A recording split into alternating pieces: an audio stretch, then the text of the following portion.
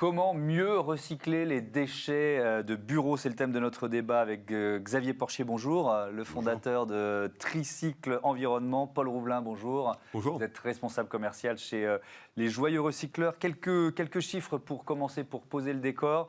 2 400 000 tonnes de déchets par an produits par les activités de bureau, 130 kilos en moyenne par collaborateur et par an. On parle de quels déchets, Xavier Porchier? C'est d'abord le papier, la première source? À la base, oui, c'était le papier. Oui. Aujourd'hui, pour nous, le plus important, c'est sûrement le mobilier.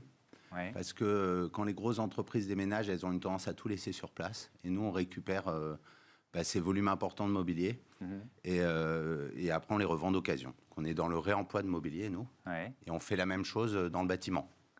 Oui, donc c'est intéressant. On était juste avant vous avec une solution de bâtiment biosourcé, modulable, etc. Vous, votre démarche est d'aller rechercher sur les chantiers tout ce qui est recyclable, tout ce qui peut être réutilisable? Alors à la base, notre métier, c'est d'aller curer le bâtiment ou de vider le bâtiment. C'est ça le premier besoin de notre client. Et puis après, on s'est dit, à force de récupérer des choses intéressantes, on a monté une autre activité pour le revendre d'occasion. D'accord. Ouais. Alors, le papier pour les Joyeux Recycleurs, Paul Rouvelin, c'est effectivement ce que vous récupérez le plus en masse, si j'ose dire? Tout à fait, en termes de flux, nous, c'est vraiment le papier qu'on va collecter et qu'on va recycler le plus.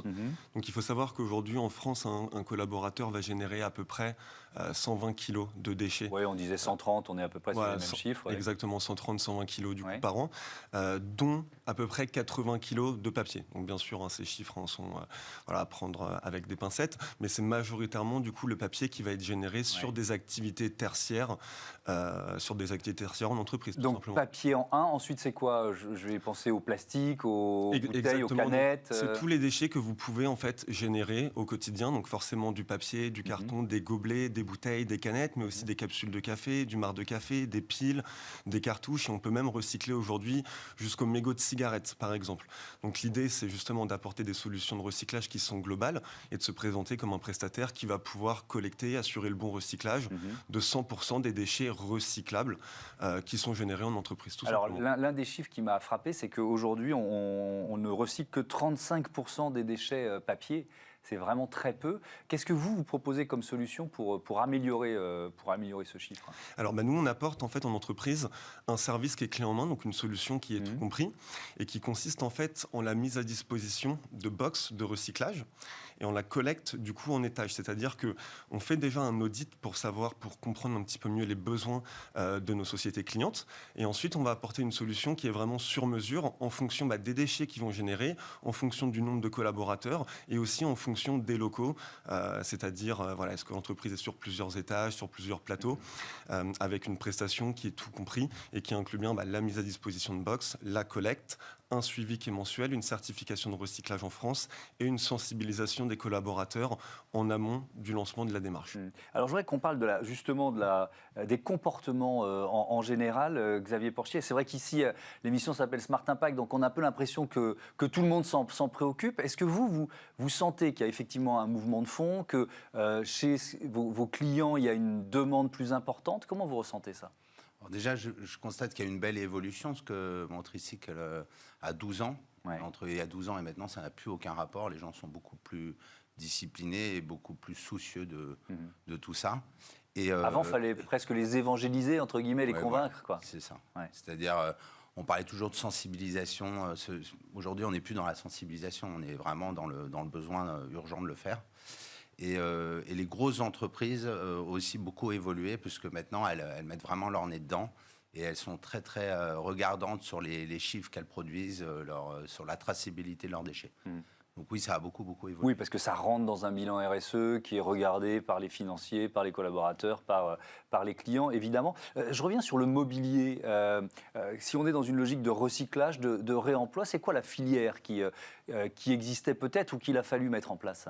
Alors, au début, l'argument, c'était de dire on va recycler les matières. Globalement, on jetait tout, en faisant quand même un tri des matières. Et puis là, l'idée, c'était de monter vraiment une entité pour tout revendre d'occasion. Donc là, on est sur un bilan carbone qui est parfait.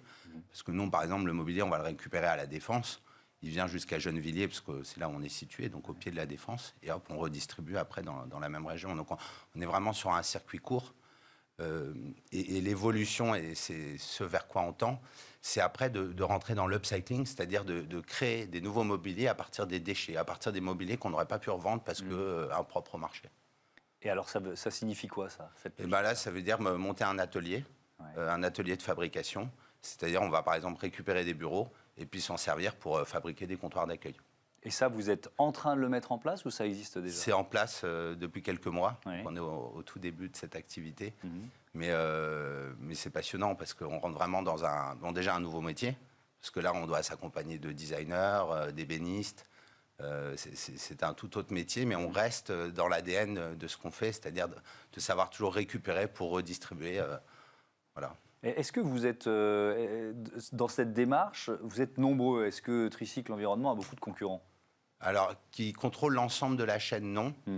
Aujourd'hui, on est les seuls. Après, il existe beaucoup de collecteurs, parce que quand une grosse entreprise déménage, elle aura toujours besoin d'une entreprise pour venir tout vider. Donc ça, il y en a. Il y a aussi des vendeurs de mobilier d'occasion.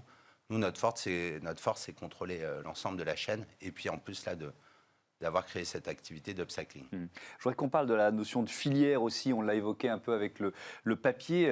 Je vais partir d'un autre chiffre sur le pourcentage de matières recyclées. Là, on parle des canettes et des bouteilles plastiques. 61% des canettes et bouteilles plastiques recyclées. Alors, le chiffre, déjà, il est un peu meilleur que pour le papier. Comment vous l'expliquez ? C'est peut-être parce que c'est des déchets qui sont produits déjà en grande quantité, qui sont très palpables aussi, et avec des filières de recyclage qui existent depuis longtemps. Donc aujourd'hui, en France, on va générer à peu près 800 millions de canettes par an. C'est-à-dire qu'il y a un vrai besoin, il y a des vraies filières aussi qui ont été créées, qui sont là en France. Plus que pour le papier, d'une certaine façon. Peut-être. Parce que moi alors, de mon point de vue, je vois 35% d'un côté, 61% de l'autre, j'essaye de comprendre. C'est une très bonne question, mais c'est peut-être parce que c'est des objets qui sont un petit peu plus palpables, qui sont même simplement plus gros, je veux dire physiquement parlant. C'est peut-être une voie de réponse, tout à fait. Donc c'est à la fois une question de comportement et de filière pour améliorer une situation de recyclage. Déjà, pour pouvoir recycler, il nous faut forcément une filière de recyclage, mais aujourd'hui, on les a. Il y a une question de comportement, mais comme disait Xavier, le recyclage rentre de plus en plus dans les mœurs. Et après, c'est plutôt l'aspect vraiment très opérationnel, collecte, c'est-à-dire apporter des solutions qui sont très concrètes. Et c'est là justement où tout le rôle des joyeux recycleurs, c'est d'apporter ce service, d'apporter cette solution pour simplifier en fait tout le processus de recyclage et surtout sur l'aspect collecte et traitement des déchets.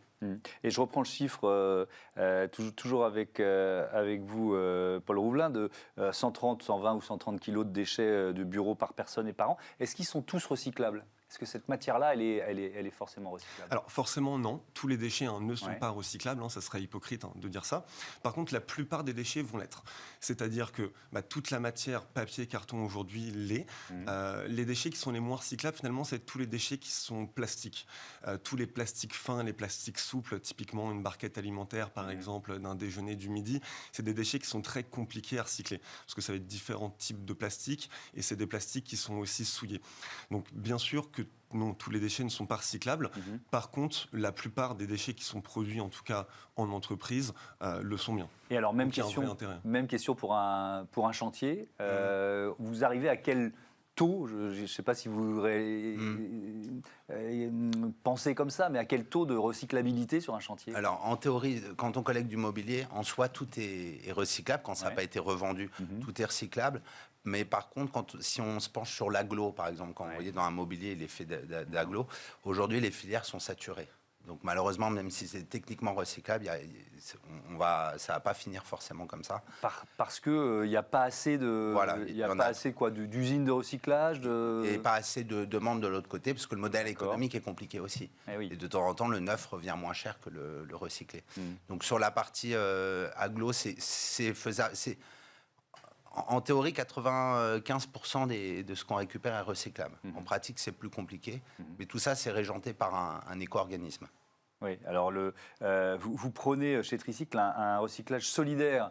Ça veut dire quoi concrètement ? Alors ça, c'est Tricycle, on est une entreprise d'insertion. Une entreprise d'insertion, c'est-à-dire que sur 96 personnes, on a la moitié de nos salariés qui sont donc des salariés en insertion. C'est des contrats de 2 ans, des CDDI. Et pendant 2 ans, on leur apporte un accompagnement social et professionnel. Et l'idée, c'est qu'avant les 2 ans, ils trouvent une entreprise en CDI, donc pour un boulot durable. Et donc, vous avez 12 ans d'existence, c'est ça? Oui, voilà. Donc vous avez, je sais pas, j'imagine des dizaines de parcours de vie que vous avez pu accompagner. Ouais, Ça doit faire partie de votre fierté aussi. Ouais, c'est une très belle fierté. Ouais. Ouais, une très belles histoires. Eh ben, merci beaucoup. Merci à tous les deux d'être venus parler du recyclage dans Smart Impact. Tout de suite, c'est notre chronique Smart Ideas. On va recycler des vêtements et les transformer en briques.